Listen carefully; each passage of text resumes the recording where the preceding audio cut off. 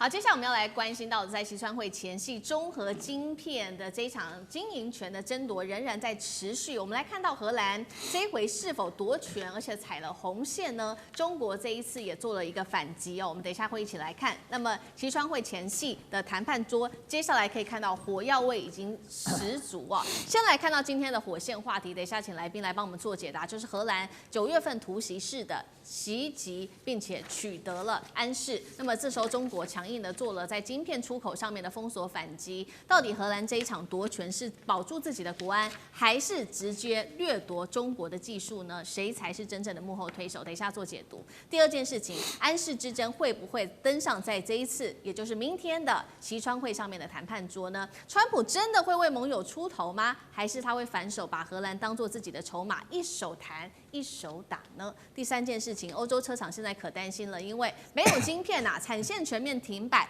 恐慌情绪蔓延，晶片战会不会扩张成全球供应链的浩劫？下一个中枪的不会只是欧盟而已，会不会还包括美国自己呢？今天这些议题我们都会一起的来做解答。这一场中核的安市之争，我们看到全面开打哦。外媒揭露了一个真相，本来荷兰不是说吗？当时他9月份去接管安市，他的理由是说，因为他认为安市管理不善，而且还有国安的疑虑。但是现在最新消息来自于外媒的报道，他说真正的导火线是荷兰他们看不下去，是中国制造踩到了欧洲的痛处。为什么这么说呢？因为他说安市的前执行长张学正计划砍掉40%欧洲的人力，并且要关闭德国慕尼黑的研发中心，甚至把英国曼彻斯特厂的这个设计机密跟设备设定，他希望能够全部转回中国厂，引发了欧洲的恐慌。于是荷兰当时就动用了冷战时期的物资可用法，用国安的理由来强制接管了安市，也逼退了中国大陆的这一些安市的高层。节目一开始要来请教委员了，荷兰这一招接管安市是真的国安议题，还是假掠夺战？委员怎么看？很显然的，荷兰是假借国安之名实行掠夺之实哦。那么我要讲的是说，其实我们看最近这段时间在国际社会上发生的事情哦，从美国到国际社会哦，其实有一个不变的脉络。这个脉络就是美国跟他的盟友小弟们常常做搬石头砸自己脚的事情，有的时候砸到自己脚就算了，还连朋友的脚也砸了哦。那么砸了朋友的脚就算了，有的时候搬的石头太大了，旁边一堆愚蠢的幕僚就跟着一起搬，然后搬一个更大的石头去砸自己的脚。荷兰今天就是干了这件事，他搬了这个石头下来呢，不但砸了他自己的脚，他连整个欧洲的车企的脚全部都砸到了。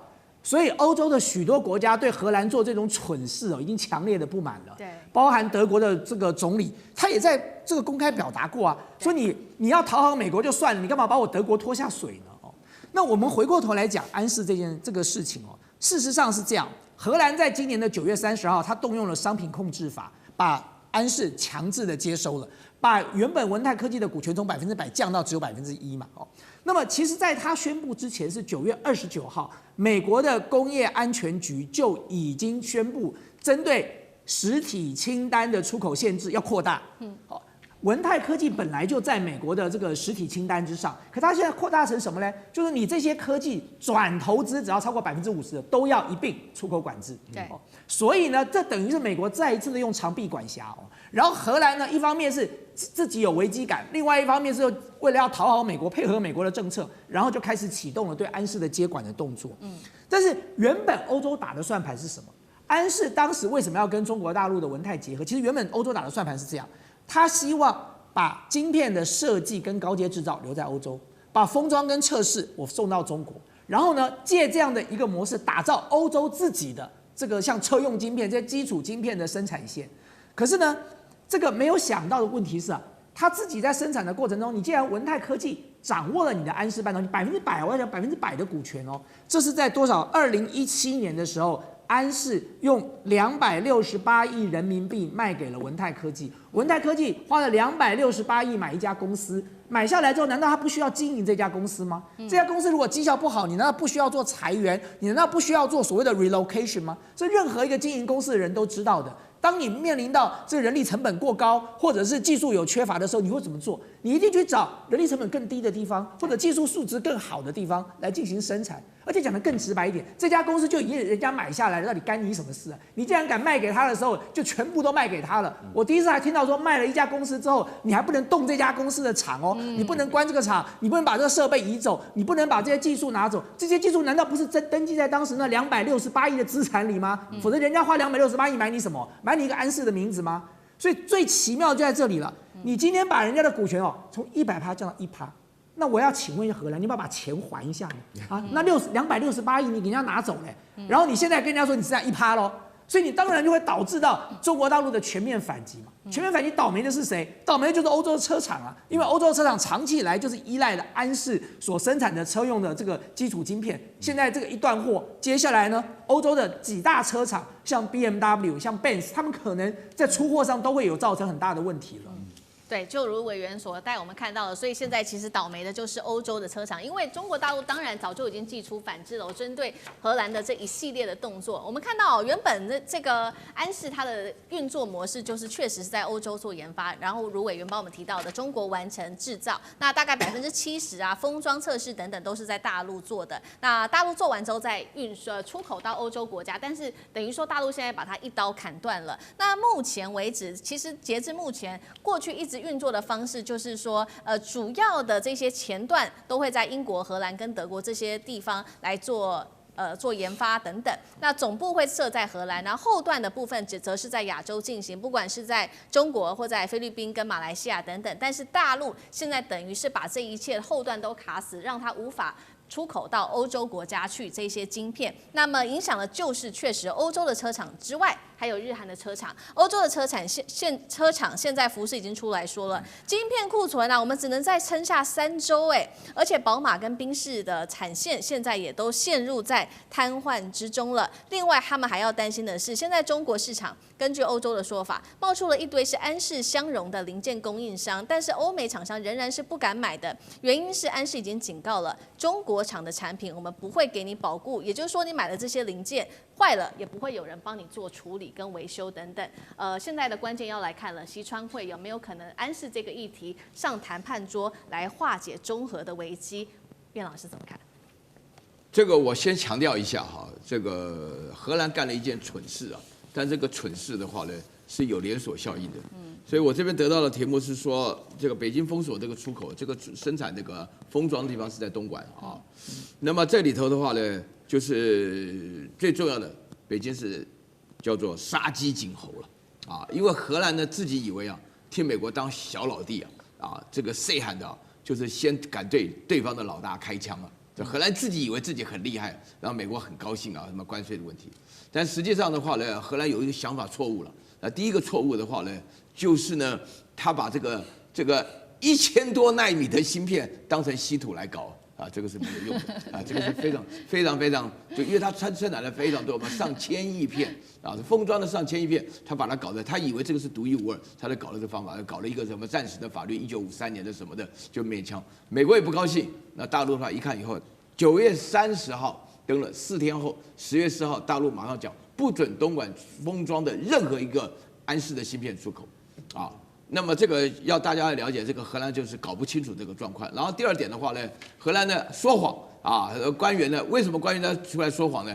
因为他们现在已经倒戈了，那个马上下台的那个部长啊，就在那边讲啊，这不是我们搞的，我们没有按照美国的讲法来做，想要混过这段时间。可是底下要接上去的人会是个大麻烦呢，中荷之间大麻烦，就不让他搞。那大陆基于要杀鸡儆猴，什么杀什么鸡要惊什么猴呢？就是说很多美国的小弟想要耍荷兰这一套啊，就现在非常严重。这基本上的话呢，因为你当初要的钱啊，加起来是280几亿，当时购的价格，整个航空起来，航空让它超过300亿的人民币啊，人家买你什么？人家是最主要原来是说你总公司啊。因为大陆在买东西，就像是那个吉利买了那个 Volvo 一样啊，那个总公司都放在斯托哥尔摩，是造成一种感觉上是个洋公司的好看，当初是这样子构想的。那你现在的话呢，就是荷兰的总公司还真的摆起谱来，想要当真的一样，那根本就理都没有理你，你75%以上的芯片都是在东莞做的，他根本就不让你出口，不让出口你下就断供了，断供以后就没了。然后最重要的是，荷兰当初的条件就是你把那个张学正那个 CEO 给我换掉。啊，那个文态当中的话，大陆要了解啊，只要中国的企业受到欺负，那政府一定会出手啊，那不准出口，那就政府出手啊，对不对？你逼到最后的关头，现在这里头的话呢，一个非常重要的情况下，就是说，你现在荷兰搞这事情，对不对？一巴掌耍掉你半个脸了啊！从此以后看你还敢不敢动？现在好了，同意了，认怂了，啊，安置出口啊。用人民币计价啊，然后维持这个现在基本上能够出芯片啊，但是这个安氏的中国厂已经完全跟荷兰断掉了，我们自己干就不要你了，是啊，你这个搞的方法，因为荷兰本身人家说偷鸡不着18米啊，现在是偷鸡不着的话呢，连自己所有的工具都不见了啊，以后再也没有工具了，所以就这个麻烦。好，那干哥呢？干哥又怎么看？其实我跟你讲哈，那荷兰为什么会搞这个飞机啊？我们真的。你援引了1952年冷战时期的商品供应法，对不对？你认为有国安疑虑，我一直在思考，它主要出口的是汽车晶片，它跟国安有很大的关系吗？这可能就是我比较不懂的地方。为什么？因为它不是飞机的高阶晶片，或是飞弹的高阶晶片。如果它是这些，就是说这些科技产品的话，那你当然安视它有很大的国安疑虑。那它如果不是那么先进的晶片的话，那为什么政府会发动这样的制裁？会就等于是说，我现在就开始监管你这家公司了。可是问题是，它现在所影响的都是宾士啊、BMW 啊、福斯啊。福斯的库存晶片只剩下3个礼拜了。他说：“我跟你讲，只剩下3个礼拜。3个礼拜一到，我是一部车我也做不出来。那政府你要怎么办？你要怎么帮我们？就算福斯是德国车。”现在德国自己本身的沃尔夫斯堡，他说我们已经快做不出来了啦。而且我们沃尔夫斯堡就是做国民车，什么国民车叫高尔夫，高尔夫是什么？大众汽车生产的。那在那个欧洲销售的非常好，为什么？它是主流，它是欧洲人主要拿来代步用的大众的一个品牌。那所以这部车是销售的非常好。现在你像东莞的这个安氏的厂，他们现在封测，我跟你讲，他们那80%的货都是从东莞的厂出去的，现在完全不能出去，你怎么办呢？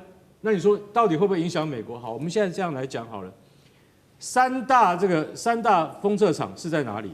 你看意法半导体在哪里？